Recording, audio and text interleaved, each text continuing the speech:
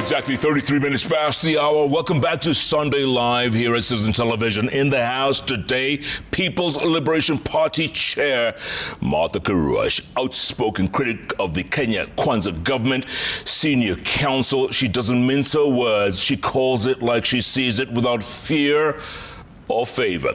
And guess what? Yes, you probably know this. She's running for president in 2027. And lady, welcome back once again. Real quick, the goonism we're seeing almost every day on TV. I mean, how do you explain this? What are your thoughts? That the Kenya Kwanza administration owns goonism. We saw it emerge soon after the Gen Z protests. And thereafter, every time there's demonstration, we see goons who seem to be operating alongside the police because you see them working together. We know that in the protests of last year, the supermarkets that were banned mainly in Mount Kenya, goons did that work, and we believe it was on behalf of the administration. We've seen goons in Eldoret.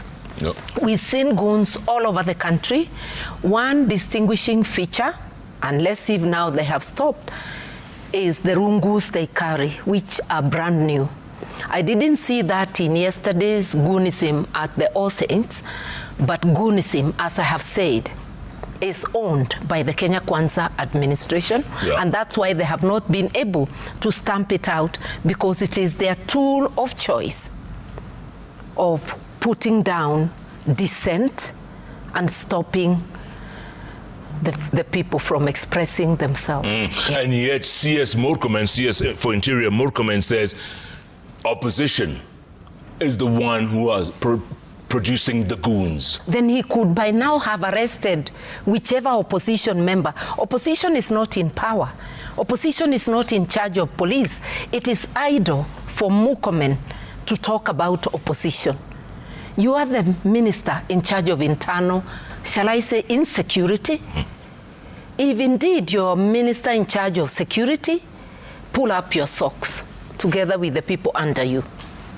Isn't it shameful that nobody has been arrested for all these goon attacks, and it's weekend after weekend, and it's increasing? What it is so shameful, and what more is even more shameful, is the fact that Dr. Ruto has been silent. He who sent Kenyan police to Haiti to stop goonism, how can he convince us that he actually did not send them to study goonism and import it here?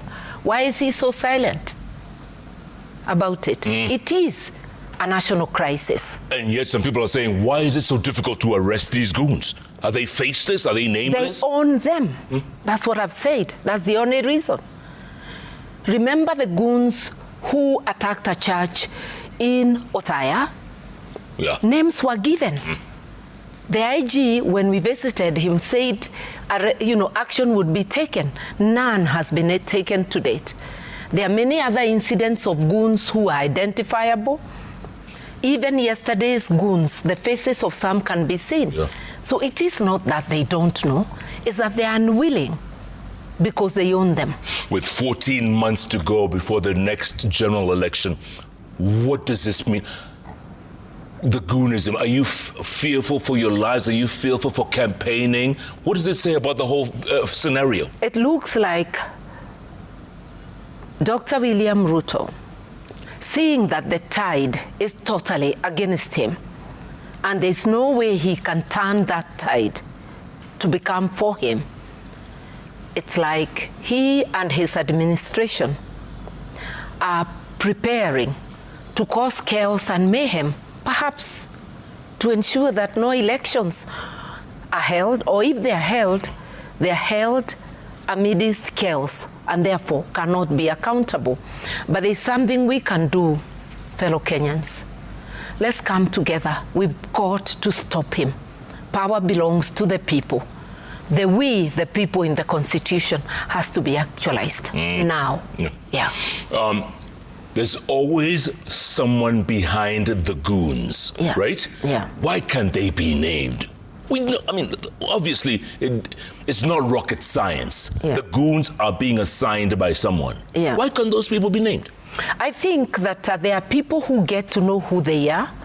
I think we need to come together as Kenyans, discuss those issues together. And together means that we need conveners who are neutral of the day-to-day politics to convene all political shades, including the Kenya Kwanza Brigade, because we've got to stop this. We cannot allow ourselves.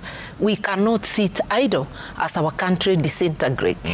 Yeah. Are we losing our country this way? Could we lose our country if this goes on? We got to do something. We cannot watch as our country disintegrates. Who does the buck stop with? Dr. William Ruto, and I've named him here. His government owns the goons and the buck stops with him. There's no way out. Is there a tipping point? Because, you know, we had by-elections in Bere, remember? We had in Malaba. We're coming up to Old Kalau. I mean, is there a fear that, you know, these goons could scatter things? The fear of goons stays with the people.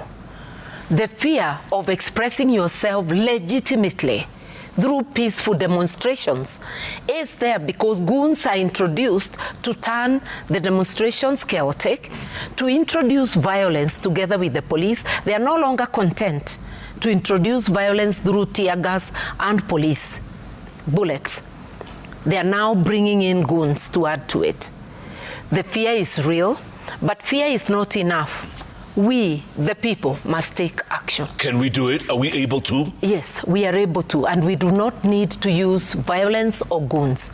We just first need to use our voices, coming together, all shades of opinion, and saying no. And then together deciding, if they're unable to do it, what do? We have options. We are not helpless. Yeah. Opposition policies, the united opposition. Yeah. Is it united enough to stand as one? Yes, I do think it is. But the issue of goonism is beyond opposition. I have talked of a convening of the nation. Let us not reduce goonism or the wrong things that are happening in this country to opposition only. It is bigger than that. When you have a government that is deliberately orchestrating chaos and mayhem, that is taking actions that hurt the people, you need everybody together. Yeah. You have been in politics since the 1990s, right? Yeah. Since my youth, so to say. Yeah. You were the youth. Lest the youth think that I was born this age. Yes. Yes. You were youth. Yes. And you were in politics. Yes. Why can't Kenya get its politics right, Iron Lady? Why can't we get it right? What is wrong with us? The big question is why the voters, we, the people, cannot get it right when it comes to choosing leaders. Part of the conversation we must have with ourselves is whether we are going to abide by our collective agreement, which is embodied in the Constitution, on the quality of the leadership that we deserve, leadership that has integrity, leadership that embraces the values in Article 10 of the Constitution, value-based leaders, leaders who are people-centered, who act not merely to preserve their positions, but for the improvement of the lives of the people. Leaders who are true messengers, servants of the people. Yeah. 16 years after we promulgated that constitution, and you are part of you an intrinsic part of it. Yeah. Are we ever going to mature as a country? The worst day of the constitution is from the time William Ruto took over. And we all know he was a leader of the no camp. Therefore, he never wanted this constitution. He famously said, when I put the Bible down, he not only put Bible down and anything Christian in his actions, he also put the Constitution down. And why am I accusing him of not having anything Christian? I don't know of a Christian who willingly kills, who encourages police to shoot people to kill them. because shoot them in the leg is shoot to kill. Or a leader who says openly, mambo ni matatu. Either withdraw the case, leave Kenya, or I transport you to heaven. That's a leader vowing to kill. Secondly, he told the Gen Z, you put me jokingly in a coffin, I will make sure you end up in a real coffin. This also has been reported to say, if there is no Kenya for me, there will be no Kenya for anybody else. Totally unchristian, all those. The tone of the rallies these days, it's really almost embarrassing. It's almost ugly, on both sides, by the way. Why? What are your thoughts? What I would say is this. Much as we differ, let us criticize, even very harshly. But let us avoid anything that is against our values. You don't want name calling, don't call others names. You don't want insults, don't insult the other person. Criticize their actions. That is where we should be. And I think, I used to say this even in the 2022 campaigns. Tusiwe nchi ya wakosa adabu. Yani wakosaji nidhamu. Let us criticize each other knowing none of us is going to leave Kenya. Hakuna mtu atahama. No. Na sisi sote ni wa Kenya. Hakuna Kenya ingine. So let us address each other in a way that whoever sits can live with the others. Yeah. What Rigathi Gachagua said the other day, I mean, was that uncalled for? I do not want to be the one, and I don't even know what you're saying. He said, I'm not always able to watch news depending on what I'm doing and whether I'm traveling. So I even don't know what you're saying. He said, and I would rather you ask him next time you meet him. I was going to quote him, but I'm not going to. We'll leave. Because you'd have to quote all the other leaders. Yes. And the whole evening will be spent commenting on them. And it's ask a third party. Them, yes. Please. Karen Nyamwe, by the way, took some people to some restaurant. She treated them to all kinds of goodies, and then she didn't pay. I think the owners of those establishments must pursue her legally. No leader, no person, not only leaders, but no person can walk into an establishment and eat food and not pay for it. That actually is not only unbecoming, it's against the leadership and integrity chapter. Yeah.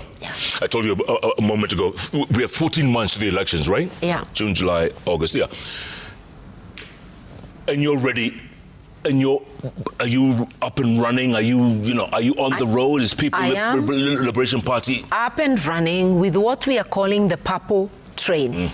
The party is out, Purple Train, because these are, it is a move by the party on its own to widen its membership and its candidate base.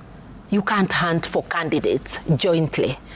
So, although we belong to the United Opposition, we have taken time to market the People's Liberation Party, increase membership of the Liberation Movement, and ensure that we have enough candidates. And you said you will not be anyone's running mate. No, I will not be a running mate. But should somebody else, I'll do my best to be that United Opposition candidate. But should somebody else be chosen, I am willing to support them without being their running mate. Okay, there are like 4 or 5 names that could be the candidate. Are they thinking like you? Would they support whoever is selected? Let's say Kalonzo's selected. I think that's a question each one of them has to answer. Nobody can answer for the other. And I long for the day that we will have a written document as the opposition, rules of the game, which everybody signs committing to abide by those rules we shall have agreed on, and to abide by the outcome and to support, if you're not the one, support whoever is. We need that. Will that happen? Are we that mature enough? I think for us to really tell Kenyans that it's gonna happen, we must sign that document sooner or later. Yeah. But as we stand, we do not have that document. No. It is prepared, but waiting for the date of a retreat when that can be thrashed out. And many other things, because we also need a joint manifesto. 1, 2, 3, the things that whoever flies the flag must implement. You can tweak it, but these are the irreducible, so that everybody feels they fit in. Yeah. Don't you feel like these are echoes or deja vu of Ford Kenya? Remember when Moi split Ford down the middle in 1992? That's what happened. Ford became Ford Kenya, Ford Asili, and this is what may happen going forward. I don't think so, and nobody has been split, because Linda Mwananchi is a new group, and it's very welcome because it widens the opposition base. And this is a group that has come from the broad base, so it makes the opposition richer. I don't think there is a split, and we have enough time for people to move towards each other and for people to form one large united group. And I'm sure you have your viewpoints about how you'd like to pick that one candidate, yes? I think for me, it is not as easy as going into a room and agreeing. There must be scientific polling among many other things, yeah, when the time comes, yeah. Okay, if you were the pick, yeah. If you were the pick, yeah, who would be your running mate? You are asking that question too early. You see, just like naming the candidate too early would be problematic. Settling on a running mate before you are even named becomes even more problematic. Tulia, Dugu. Unaniambia ni relax. Relax, completely. Yeah, okay. Kaparo used to say that. Yeah, really. Good guy. The judgment a few days ago on Rigathi Gachagua. Yeah. You being a senior counsel. Your thoughts? I already commented on it. Yes. And said it was troubling and it was contradictory. Because the moment you say that constitutional rights have been violated, you cannot then validate the act that violated them. That's the contradiction. What the court would have done, having found they were violated, is to invalidate the Senate proceedings. That would have meant you return to the position before the Senate proceedings. Good. And everything that has happened after that is invalid. And there would be no constitutional crisis. He would have become the DP who is under siege, decide whether he wants to go through another impeachment or whether he wants to leave. And Kithure Kindiki could have returned, not to his job, he could have returned to his appointee to say, where do I go from here? Yeah. But having a situation with two DPs, that would have been... It would not be two. The act of swearing, anything happening after that would have been invalidated, would have become null and void. So even his appointment, null and void. His oath, null and void. Yeah. So he wouldn't have been a DP. There would only have been a single DP. Yes. Yeah. Tell me something. Is Gachagua eligible to run for president right now as we speak? How did Ruto and Uhuru run for president when they were facing Hague charges? Before one exhausts the appeal, if he doesn't appeal, then he would become ineligible. But if he appeals like he has already indicated, then until he exhausts, and who knows, the appeal may find in his favor. Yeah. Or it could take up until July 2027. So, as matters stand, so long as he has given a notice of appeal, you can't take away eligibility. Yeah. So in your opinion, he can run? I mean, if he's... I mean, his lawyers will say that. I'm not his legal advisor, sure. But I'm saying the position the courts and the IEBC have adopted, you know, is that so long as you have not exhausted, and the position of the law. And Nali, what does that say about the future of impeachments in this country? What does this whole case mean? It means that Parliament has to be very careful to follow due process. Even when you say that Parliament is independent, they are independent in making decisions, but once they make it, it can be scrutinized and audited by the courts. And all other institutions including the presidency, their actions can be audited and invalidated or affirmed by courts of law. Yeah. Is this setting a dangerous precedent? It already did. Once you can impeach on trivialities, the way the impeachment of Gachagua sounded, and the way governors have sometimes been impeached for very frivolous things, if I may cite Kawera's impeachment, we are setting a dangerous precedent. We are abusing the leeway to impeach. I know a moment ago you said you're not part of Gachagua's legal team, but if he was to ask you for advice going forward, what would you tell him? Appeal, because that judgment is contradictory. He's already said he'll do it. Yeah. His people, at least the lawyers did indicate that. When it comes to appeal, educate us. Is there a timeline to appeals? The moment you give the notice of appeal, the appeal is on. So long as you have applied for proceedings from the court, certified copies of proceedings. I do not know whether that has been done already, but you have 7 days to do that. And then from then, as long as the court takes to give you the certified copies of proceedings. Okay, let's switch gears here. President Ruto's frequent foreign trips. On the ground, they're calling him a tourist. He spends more time overseas, according to some people, than he does at home. I think he's the president who has gone out too many times. He doesn't like to travel with the National Kenya Airways. He travels using expensive jets, which we can hardly afford. When his people are saying that he goes to bring goodies, they can give us the cost of his travel and his entourage and the totals of the pretended goodies, because I don't think his travel sometimes is to divert attention when things are happening. The other day in Brussels, he was addressing a group of Kenyans and some investors, and he said, I am the diplomat in chief. That's why I travel. In a way, then he doesn't need a minister of foreign affairs. You know, every minister is a delegate of the president. And Musalia Mudavadi, the minister in the State Department of Foreign Affairs, is the president's delegate. If he has no confidence in his delegate, how about changing him? I haven't seen a president with a minister of foreign affairs who wants to do the job of foreign affairs. Perhaps he should cede the presidency and become the minister for foreign affairs.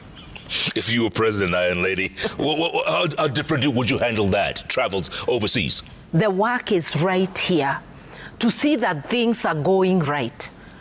You sit at your desk, you have any query, or you're hearing or receiving reports like today that a majority of Kenyans don't want the budget you have tabled. You would be sitting with the various ministries. If there are complaints on health, you would be checking the things that you could change or what explanations you could give. You need to be at your desk to even be able to review things with your ministers. You need to be at your desk to know how Kenyans feel. You're not employed in the airline industry. You're employed to be at your desk. Speaking of budget, your thoughts on the recently read budget, your thoughts? It will add pain to Kenyans. It will cause the cost of living to go high up. And the areas that I know it will cause pain, it's adding taxes on internet service providers for mobile money, for even for just using the internet to do your thing. Those costs are going to be,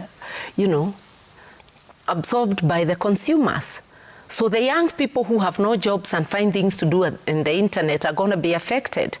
The diaspora who remit money to Kenya, the unbanked people who are using the mobile money as their banks are all going to incur added costs. They are adding costs of each citizen. And these days, IDs, driving licenses, birth certificates, many things are on, even companies, searches and all that. It means people are going to have additional costs. And the consumers of those services are folks in everyday life. Every day people are being asked for a certificate of good conduct for this and that. It is going to cost them more. Medicines. When you add duty or taxes on raw materials that make medicine, the cost is going to be on the people. And in Kenya, the young and senior citizens are the ones who use medicine most. The senior citizens almost on a daily basis, young children between the ages of 0 through 5 to 10. It means that you're actually causing untold sufferings to very many households. Yeah. And many other things, you know. Presumptive taxes on mitumba. Who trades in mitumba? The traders in Gikomba. They represent Kenyans of all walks of life. A majority, the, you know, small enterprises. And Gikomba represents Kenya because those traders spread their goods all over Kenya. So when you are adding presumptive tax, you are asking them to pay taxes of 5% before they even make sales. They are going to add those costs all the way down to the consumer. And some of them are going to be out of business. Maybe you borrowed money expensively to bring in the mitumba. What are you going to do with the presumptive tax? Are you going to borrow again? And from where? I see this causing untold sufferings on these people.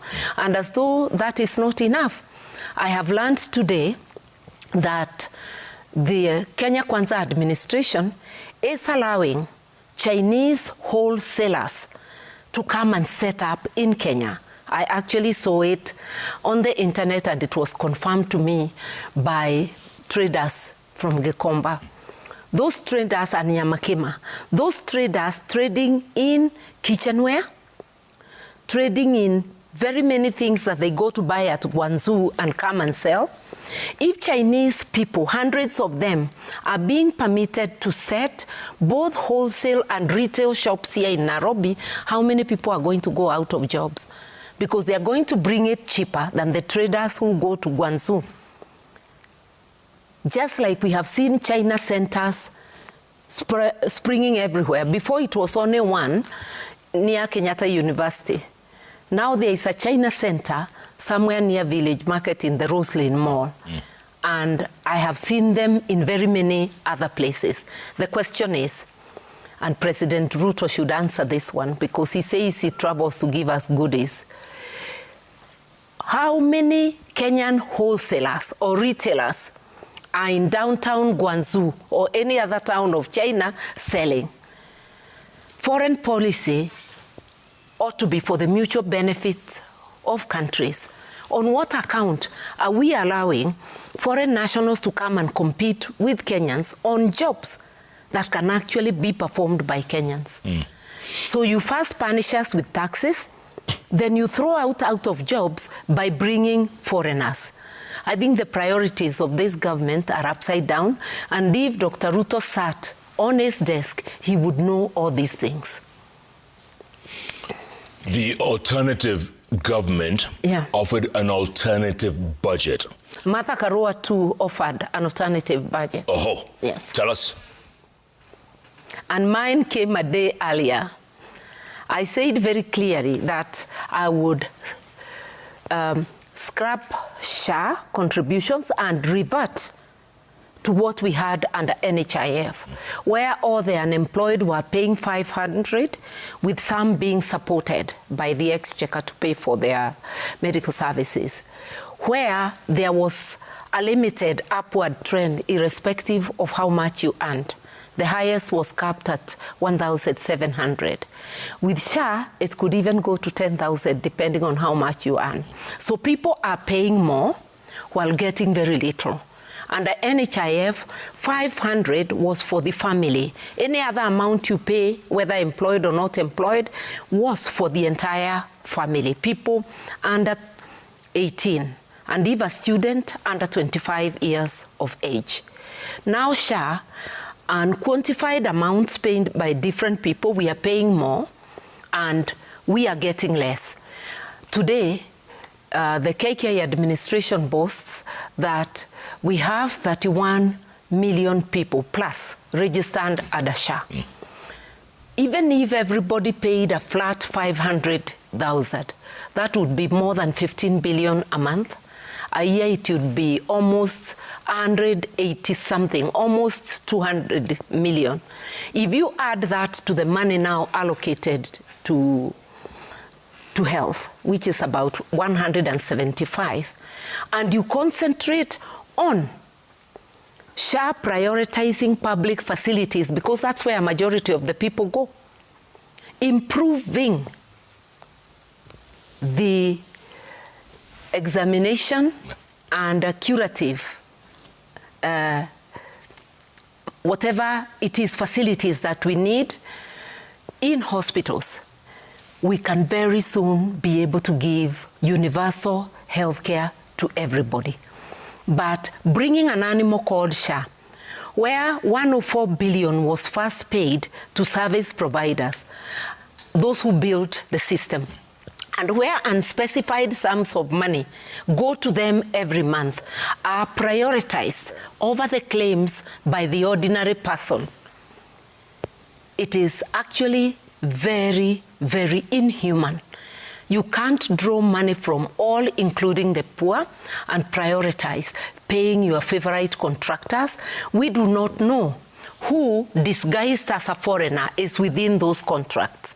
So those are some of the areas. I'd also said I would give youth-led startups tax holidays for 2 years. Why? You want to support them with training, with bookkeeping, but give them a tax holiday for 2 years so that when the business is on its feet, they help you broaden the tax base. You are also increasing their chances of survival. Making a deliberate policy of buy Kenya, Kenyan, build Kenya. Therefore, the government deliberately trading with our SMEs, that the things they produce, you don't buy abroad. Just take furniture, for instance, in all government offices and the agencies. That is huge, and it would provide employment to our people. And when you talk of furniture, it includes beds in hospitals. You can help them get trained. You can help them get equipment that will get the finish that you want. We'll end up saving money as a country while creating jobs. Number two, don't talk of debt. The opening statement of the Ruto budget, they acknowledged the high debt rate and the repayment, which is over 2.3 trillion. At the same time, present a budget with a 1.1 trillion deficit. So you want to add on to debt, and you are lamenting that we are suffering under the debt burden. If you are in a hole, it's common sense, and you want to get out, stop digging. Have a budget of only the money we raise. Let's not spend more than we raise. And one way to save money for projects and for services to the people, plug in the leakage. Stop unnecessary foreign and local travel. Stop the entertainment, the mandazis. You know, I would cut that by 60%. You know, fight corruption. Unlock the wheels of justice so that investigations, prosecution, and outcome are within a short time. The turnaround is a short time, so that people can know that it will cost them their liberty if they play around with public resources. Punish civil servants. Including officials, huh? Including public officials. Public officials, including ministers, including officials in the office of the president.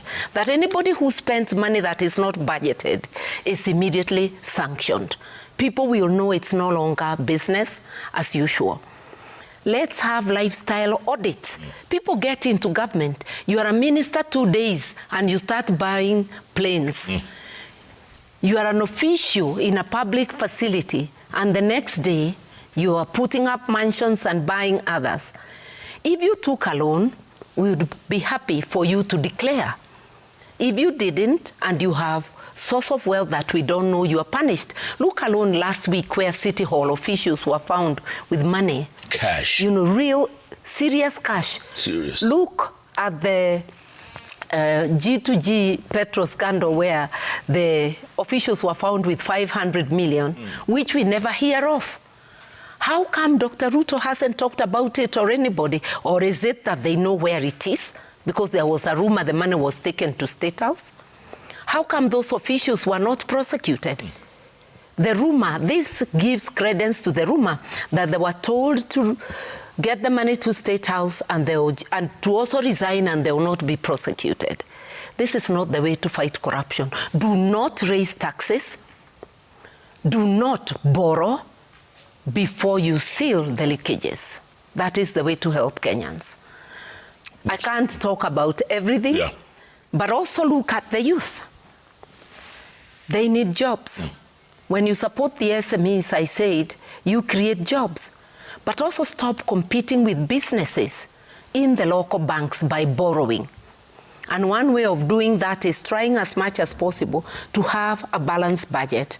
Do not bloat the budget to aid and abet corruption because there is budgeted corruption. Remove the budgeted corruption, reduce the budgets, and stop the borrowing. Because you're supposed to, we know that they'll borrow more from some of that deficit from the local market, crowding out businesses. How then can we create jobs if there is no enabling environment, if there is corruption, rent seeking everywhere, and no capital for business? What would you do about affordable housing, lady? I would scrap the levy on affordable housing. Remember that money is not coming to Exchequer to give us services. It's a special fund, a slash fund for giving contracts to preferred people. I will not say boys in case there is a girl in there. To preferred contractors, you know. And those houses, wherever I pass, I'm seeing most of them are empty. For whom are they being built, other than for purposes of giving contract? How many civil servants have gotten those houses? What are the numbers? Most people in the rural areas will never benefit. Most people within towns of the workforce will never afford those houses. I would scrap the housing levy without further ado. Yeah. Switching gears real quick, there's another crisis that's looming in the region, Iron Lady, and that's Ebola. Kenyans are now being barred from flying, I think, to Israel and several other countries. Kenya, which is as far from DRC as you can say. And where there is not a single Ebola case. Correct. But Kenyans have William Ruto to thank for that. The moment he allowed the Americans to set an Ebola facility, he was telling the world that Kenya has opened for Ebola to come in. Israel is supposed to be his friend. He was supporting them even when most Kenyans and the African Union support Palestine. Look at what is happening to Kenyans. Is that what is globe-trotting trips are bringing to us? I don't call that a benefit. But I'm also saying Israel cannot really say they are our friends if they are locking us out because we have allowed their godfather, because America is the godfather of Israel, you know, and it is against the people's wish. People have died protesting and have been injured protesting in Nanyuki. Kenyans don't want Ebola, you know, especially because the way the Americans put it is that Ebola is too dangerous to be taken to America. For God's sake, we are also human beings. Ebola is too dangerous for us. And logic in infectious diseases, keep the containment as near as possible where the outbreak is. Their facility should be somewhere in DRC, not in Kenya, not in any other country. If you were president, how would you have dealt with it? I would have said no thanks. Yeah. As easy as that. Yeah. We are not a colony or a holding ground for America, a containment area for Americans. We are a country. and we have human beings in Kenya vulnerable to infectious disease as the Americans would be. And we know America has better facilities and has previously taken home their own Ebola victims. Yeah. And lady, I want to take a break, come back. There's plenty more, a lot of feedback coming in, right, Olive? Plenty of feedback. But, and also talk about, your plans. What are you going to do in the next few months? Hitting the ground running, or are you part of those, sitting on top of a Land Cruiser and talking to people? Or what are your plans for your running for president? Hold that thought. Okay. The Iron Lady, I told you, speaking without fear or favor, or make that fear of contradiction. Great conversation we're having on this Sunday evening, folks. Keep tweeting at Koinange Jeff. At O'Barrows, at Citizen TV Kenya. The hashtag is Sunday Live. Sunday Live takes a break. We'll be back with all your feedback and questions in a moment.